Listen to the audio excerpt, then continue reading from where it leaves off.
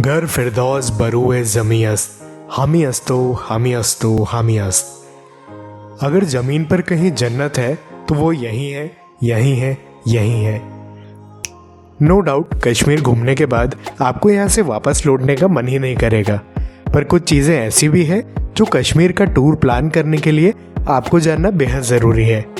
Kashmir series के इस video में आपको हर वो इन्फॉर्मेशन मिलेगी जिससे आप कम से कम खर्च में पूरा श्रीनगर एक्सप्लोर कर पाओ और कश्मीर की कश्मीरियत को एंजॉय कर पाओ। तो शुरुआत करते हैं पहले पॉइंट से कि कश्मीर तक पहुंचे कैसे। हमारी कश्मीर ट्रिप का बेस पॉइंट श्रीनगर रहेगा, जहां तक पहुंचने के लिए बस, ट्रेन और फ्लाइट तीनों के ऑप्शंस आपके पास में हैं। अगर आप बस से आना चाहते हैं तो श्रीनगर के लिए आपको डायरेक्ट बस मिल पाना थोड़ा मुश्किल है। जम्मू कश्मीर सड़क परिवहन यानी JKSRTC की दिल्ली से श्रीनगर तक बस चलती है, पर इररेगुलरिटी की वजह से ये पूरी तरह आपकी किस्मत पर डिपेंड करता है कि आपको डायरेक्ट बस मिलेगी या नहीं। इसलिए आपको पहले दिल्ली से जम्मू की बस लेना होगा, जिसका किराया 750 रुपये तक रहेगा और 12 घंटे में आप जम्मू पहुंच जाएंगे। जम्मू पहुंचने के बाद आपको यहाँ से श्रीनगर के लिए बस और शेयर टैक्सी के ऑप्शंस मिल जाएंगे। अगर आप श्रीनगर बस से जाते हैं तो 600 रुपये में पहुंच जाएंगे और वहीं अगर शेयर टैक्सी लेते हैं तो करीब 800 रुपये प्रति व्यक्ति के हिसाब से आपको पे करना होगा। अब बात करते हैं सबसे अफोर्डेबल और पसंदीदा ऑप्शन यानी ट्रेन की। श्रीनगर की भी डायरेक्ट ट्रेन आपको नहीं मिलेगी। इसके लिए आपको पहले उधमपुर तक ट्रेन से आना पड़ेगा, उसके बाद उधमपुर से बनिहाल तक आपको बस से जाना पड़ेगा और बनिहाल से श्रीनगर के लिए हर 1 घंटे में ट्रेन मिल जाती है, जो सिर्फ 40 रुपए के किराए में 2 घंटे में आपको श्रीनगर पहुंचा देगी। बनिहाल से श्रीनगर की लास्ट ट्रेन शाम को 7 बजे तक रहती है, उस हिसाब से ही आप जर्नी प्लान कीजिएगा।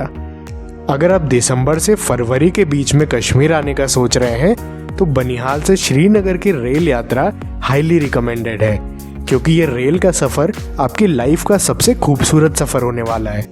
लास्ट ऑप्शन है फ्लाइट का। अगर आपका बजट अच्छा है और आप टाइम बचाना चाहते हैं तो फ्लाइट सबसे बढ़िया ऑप्शन है। श्रीनगर में ही एयरपोर्ट है और दिल्ली से 4000 से 5000 रुपए के आसपास आपको फ्लाइट मिल जाएगी, जो कि सिर्फ 1.5 घंटे में आपको श्रीनगर पहुंचा देगी। अब फाइनली श्रीनगर पहुंचने के बाद आपको सिम कार्ड लेना पड़ेगा, क्योंकि जम्मू कश्मीर में किसी भी कंपनी का प्रीपेड सिम कार्ड काम नहीं करता है। सिम लेने के लिए आपको सिर्फ आधार कार्ड की जरूरत पड़ेगी और 5 से 10 मिनट में सिम एक्टिवेट हो जाएगी। एयरपोर्ट, बस स्टेशन और रेलवे स्टेशन के पास ढेरों शॉप्स हैं, जहां से आप 400 रुपए तक सिम कार्ड ले सकते हैं। अगर आपके पास में पोस्टपेड सिम कार्ड है तो आपको अलग से सिम लेने की जरूरत नहीं है। सभी कंपनी के पोस्टपेड सिम यहाँ पर काम करते हैं। अब बिना देरी किए आप ऑटो टैक्सी लेकर पहुंच जाइए डल लेक के पास, जहां पर आपको बेहद खूबसूरत जगह स्टे करना है और वो है हाउस बोट्स। आगे की इन्फॉर्मेशन देने से पहले हाउस बोट्स के बारे में एक इंटरेस्टिंग पॉइंट सुनिए। श्रीनगर के लोकल लोग बताते हैं कि 18th सेंचुरी में ब्रिटिशर्स को कश्मीर में रहने के लिए जमीन खरीदने का अधिकार नहीं था, तो उन्होंने यहाँ के हांजी समुदाय के लोगों से हाउस बोट्स बनवा ली, जिससे उन्हें जमीन खरीदे बिना यहाँ पर रहने की जगह मिल गई। अब 21 सेंचुरी में जब आप यहाँ पर आएंगे तो किसी होटल में रुकने के बजाय हाउस बोट में एक रात के लिए ज़रूर स्टे करिएगा, क्योंकि आप कहीं पर भी घूमने जाते हैं तो होटल में ही स्टे करते हैं, पर हाउस बोट में रुकने का एक अलग एक्सपीरियंस होता है। प्राइस की बात करें तो 800 रुपये से 10,000 रुपये पर नाइट के टैरिफ पर आपको डबल बेड के रूम हाउस बोट में मिल जाएंगे। कुछ ट्रेवल साइट्स के लिंक मैंने डिस्क्रिप्शन में दे दी है, जहां से आप हाउस बोट्स में रूम बुक कर सकते हैं। वीडियो में आप यहाँ तक पहुँच गए हो तो 2 खास स्पेशल टिप्स आपके लिए। पहली, डल लेक पर लगभग 22 घाट बने हुए हैं और सबसे खूबसूरत नज़ारे 13 नंबर के घाट के बाद आपको देखने को मिलेंगे, तो जो भी हाउस बोट आप बुक करो वो 13 नंबर घाट के बाद में करना। दूसरी टिप ये है कि जब आप डल झील के लिए रिक्शा बुक करोगे तो लोकेशन में डल गेट लिखना, क्योंकि अगर आप लोकेशन में डल झील लिखोगे या डल लेक लिखोगे तो पता नहीं कौन सी जगह पर पहुंच जाओगे। आगे वीडियो में इसी तरह की खास टिप्स भी आपको दूंगा और आपकी जेब ढीली होने से भी बचाऊंगा। तो उससे पहले आपका एक सेफ्टी को लेकर डाउट क्लियर कर देता हूँ। 2022 में जनवरी से नवंबर तक टोटल 1,60,00,000 टूरिस्ट कश्मीर घूमने आ चुके हैं, जो कि पिछले 75 साल में पहली बार हुआ है। इससे आप कश्मीर में टूरिस्ट की सेफ्टी का अंदाज़ा लगा सकते हैं। अगर आप दोपहर में ही श्रीनगर पहुंच गए हैं तो फ्रेश होकर आप निकल पड़िए शिकारा राइड पर, और अगर आपको श्रीनगर पहुंचने में शाम हो गई है तो आप अपने हाउस बोट में रेस्ट करने से पहले आसपास का लोकल मार्केट एक्सप्लोर कर सकते हैं और सुबह शिकारा राइड पर जा सकते हैं। दोस्तों, यहाँ पर छोटी छोटी बोट्स को शिकारा कहते हैं और इसमें बैठकर आप डल लेक के साइट सीन्स एक्सप्लोर कर सकते हैं। डल लेक में टोटल 14 साइट सीन पॉइंट्स हैं, जिन्हें lotus garden, floating market, water lily garden, golden lake, चार चिनार, इन्हें कवर करने के अलग अलग चार्जेस हैं। 200 रुपये में आप 4 पॉइंट्स कवर कर सकते हैं, जिसमें करीब 1 घंटे का समय लगेगा। 600 से 800 रुपये में आप चाहे तो 14 पॉइंट पूरे कवर कर सकते हैं, जिसमें करीब 3 घंटे का समय लगता है। यहाँ पर आपको स्ट्रॉन्ग बार्गेनिंग स्किल की ज़रूरत पड़ेगी, क्योंकि अगर आप ठीक से भाव-ताव नहीं करोगे तो हो सकता है कि ये लोग आपसे 200 रुपये की जगह 1500 रुपये तक वसूल कर लें। तो भाव-ताव जितना ज़्यादा कर पाएँ उतना आपके बजट के लिए अच्छा है। मेरा रिकमेंडेशन है कि आप कम से कम एक रात श्रीनगर के डल लेक पर ज़रूर बिताएं, क्योंकि रात को इस झील की खूबसूरती और भी ज़्यादा बढ़ जाती है।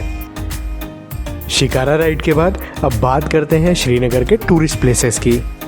एक बहुत शानदार टूरिस्ट स्पॉट है Indira Gandhi memorial tulip garden.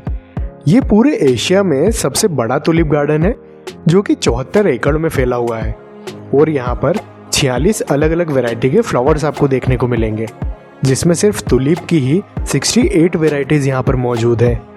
इस गार्डन को 2007 में फ्लोरिकल्चर और टूरिज्म को बढ़ाने के लिए कश्मीर वैली में खोला गया था। टुलिप गार्डन की एंट्री फीस 60 रुपये एडल्ट के लिए और 25 रुपये बच्चों के लिए है।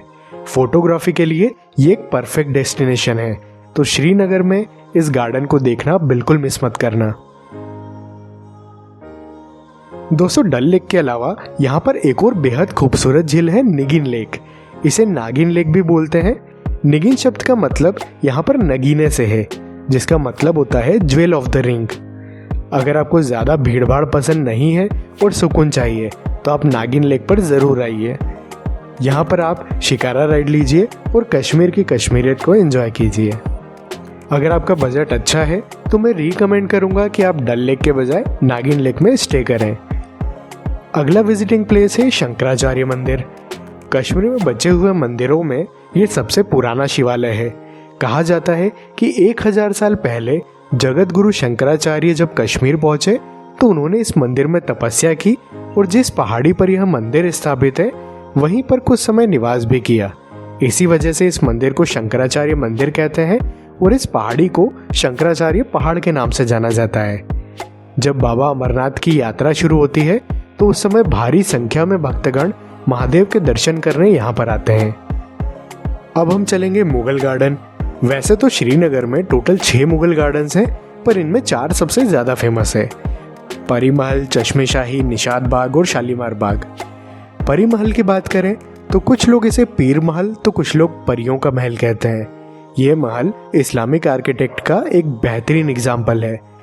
इसकी खासियत है कि इस महल के अंदर बना गार्डन 7 सीढ़ियों की तरह बना हुआ है और जबरवान पर्वत श्रृंखला के टॉप पर होने के कारण मुगल सम्राट शाहजहां के सबसे बड़े बेटे दारा शिकोह ने इस जगह को एस्ट्रोलॉजी ऑब्जर्वेटरी की तरह यूज करना शुरू कर दिया, जहां से आप डल लेक और पूरे श्रीनगर का व्यू एंजॉय कर सकते हैं।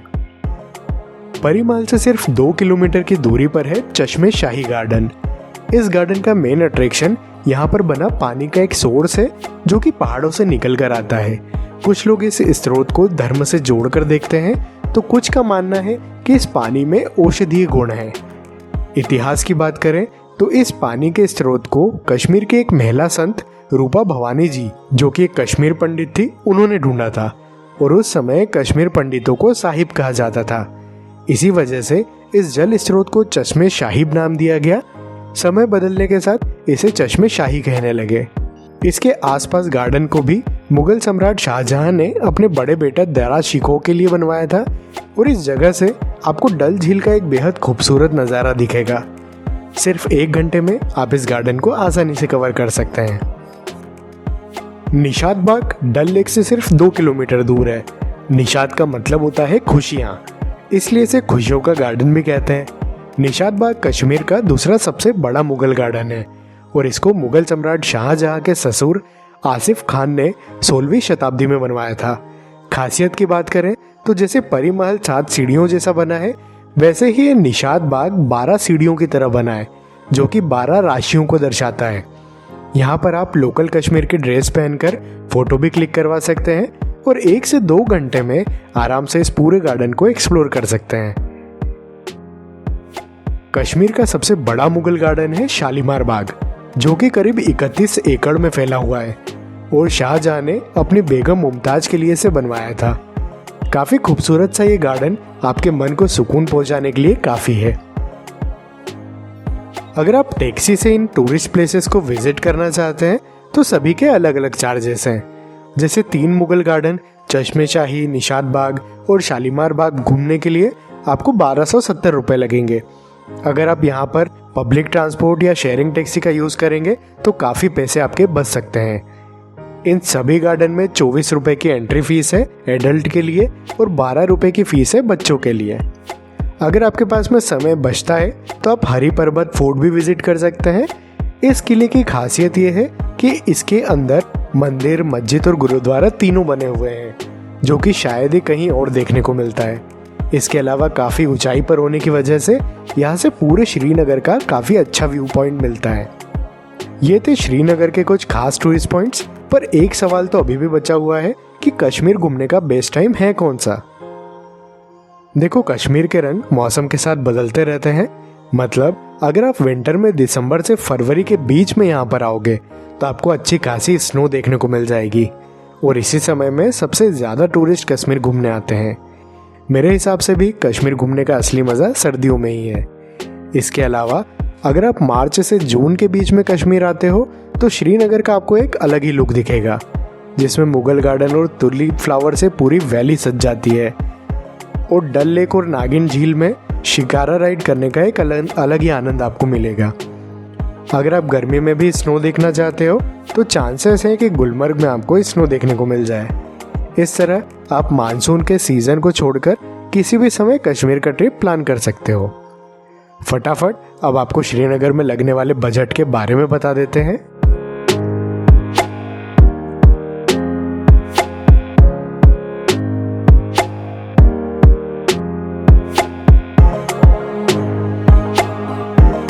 अगले वीडियो में आपको लेकर चलेंगे कश्मीर की one of the best snow destination Gulmarg में।